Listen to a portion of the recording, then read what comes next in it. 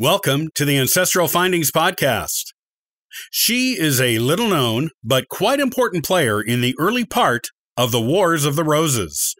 Here's her story.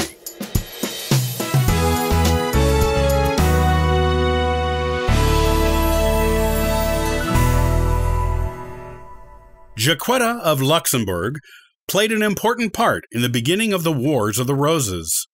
Though she didn't live to see the war end, she knew she had founded a royal line that may go on for centuries, and it did. Her direct descendants, through her eldest daughter, still sit on the throne of the United Kingdom today. Direct descendants from her other children and grandchildren range from members of the British nobility to commoners all over the world. Born in approximately 1415 in Luxembourg, Jacquetta was the daughter of Peter of Luxembourg, Count of St. Pol, and Margaret of Baux. Though born on the European continent and not an English native, Jacquetta had English ancestry. Her paternal great-grandmother was a direct descendant of King Henry III of England, and her maternal grandmother was a direct descendant of King John of England, the same King John of Robin Hood fame. She was born during the 100 Years' War between England and France, and her uncle, John II of Luxembourg, was the leader of the army that captured Joan of Arc. John held Joan at his castle for some time before selling her to the English, who executed her, and some historians speculate the young Jacquetta may have met Joan during her time at her uncle's castle. Jacquetta was later married at age 17 to John of Lancaster, 1st Duke of Bedford, the brother of King Henry V of England. This prominent position made her the most important lady in England for a time, as Henry V was dead and his young son, the new King Henry VI, was not yet married. When he did marry, shortly after Jacquetta joined the family, she became second lady in England, behind only the new queen. Her marriage to John of Lancaster was a short one, as he was much older than her and died after 2 years of marriage. They had no children together. However, being barely 20 years old, Jacquetta was not going to remain unmarried for long. In fact, she'd developed a close friendship with her husband's chamberlain before his death. That chamberlain, of common birth and well below her station, was Sir Richard Woodville. Jacquetta and her first husband were in the English-occupied French territory of Calais when the Duke died, and Richard Woodville was sent by King Henry VI to bring her back to England. Their friendship turned into love, and they married in secret, which was against the king's orders that she not marry again without royal permission. Henry refused to see Jacquetta or Richard for a while, but their payment of a fine equal to about 1,000 modern dollars mollified him, and he allowed them to return to court. Jacquetta was entitled to keep her title of Duchess from her first marriage, and was always known as the Duchess of Bedford, even after her marriage to Sir Richard Woodville. Richard became prominent in Henry VI's court, as Jacquetta was related to both the king and queen by marriage. She was the king's aunt by marriage through her first husband, and her sister had married the queen's uncle. Through the influence of his queen, Margaret of Anjou, who was close friends with Jacquetta, Henry VI made Richard Woodville a baron, which was a much more suitable title for a man married to a duchess, and he became known as Sir Richard Woodville, Baron Rivers. Jacquetta and Richard had 14 children together.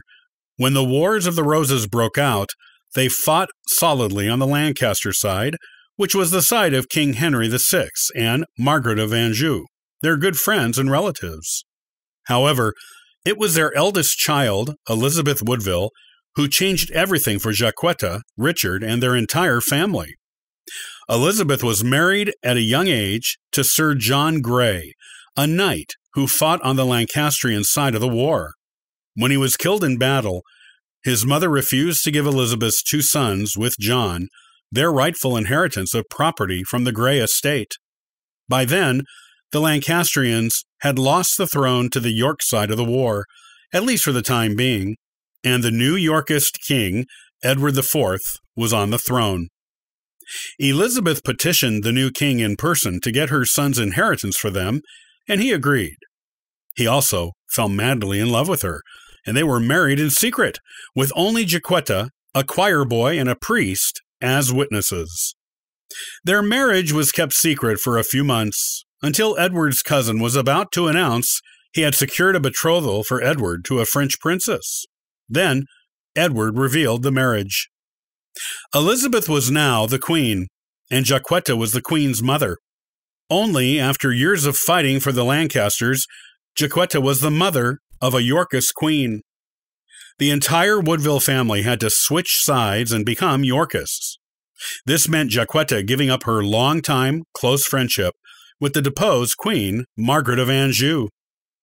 Edward's marriage to Elizabeth Woodville enraged his cousin, who had helped him take the crown. This cousin, Richard Neville, began to fight against Edward in a goal to put Edward's brother George on the throne in his place. During one of the many battles and skirmishes that took place during this time, Richard Neville's forces captured Sir Richard Woodville, Baron Rivers, along with his son, John Woodville, and had both of them beheaded illegally and without trial. This earned him enemies in the Queen and her mother. Jacquetta's husband and son had just been killed, and they were also the Queen's father and brother. Eventually, Richard Neville and his forces secured enough of a victory to force Edward IV from the throne and put Henry VI back on it. During that time, Elizabeth Woodville fled to sanctuary at Westminster Abbey with her children, and Jacquetta was put on trial for witchcraft. Richard Neville argued that Jacquetta, being one of the few witnesses to Edward's marriage to Elizabeth, used witchcraft to make the king fall in love with her daughter. He used some partially melted pewter figurines of Edward and Elizabeth found on Jacquetta's property as evidence. Because of her former friendship with the restored queen and her familial relationship with Henry VI, however, no one on the jury felt comfortable convicting her, as they were concerned about reprisals from the restored monarchs. Jacquetta was set free and joined Elizabeth in sanctuary, where she helped her deliver her sixth child and first son by Edward, also named Edward, after his father. After 6 months back on the throne, Henry VI was deposed again, this time for good. Edward IV was back on the throne. Elizabeth Woodville was queen once more, and Jacquetta's good name was restored after Edward formally dismissed the witchcraft charges against her. Henry VI went back to the Tower of London, where he was killed soon after. Most historians believe Edward IV and his brothers did it, or at least ordered it. His son and only heir was killed in battle, and Margaret of Anjou was captured and put in the Tower for a few years until her French relatives ransomed her and she returned to France, where she remained for the rest of her life. Jacquetta spent the rest of her life being a devoted mother and grandmother and died in 1472, 3 years after her beloved husband was killed. The witchcraft allegations against her were briefly revived by Edward's younger brother, who later became King Richard III. As Richard III, he used the assertion that Jacquetta had used witchcraft to make Edward fall in love with Elizabeth as part of his case for declaring their marriage illegal, which made all of their children illegitimate and allowed him to become king. However, due to lack of evidence, the witchcraft charge against the deceased Jacquetta didn't hold up and was not one of the arguments that ultimately won Richard the crown.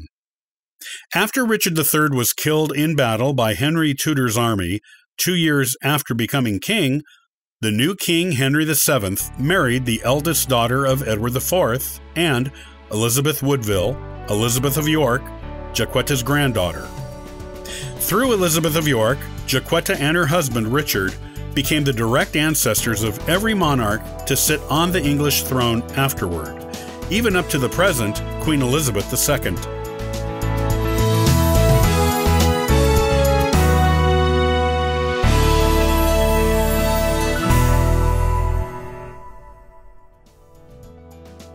Thanks for listening to the Ancestral Findings podcast. Be sure to visit ancestralfindings.com for additional free genealogy resources. Hey, happy searching!